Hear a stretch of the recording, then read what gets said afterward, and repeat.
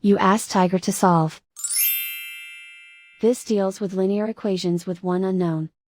The final result is x equals 8/7. Let's solve it step by step. Group all constants on the right side of the equation. Add 80 to both sides.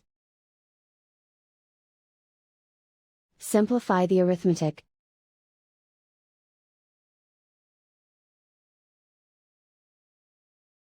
Isolate the x. Divide both sides by 70. Simplify the fraction. Find the greatest common factor of the numerator and denominator.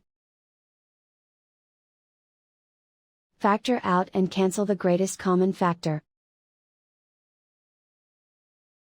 And so the final result is x equals 8/7.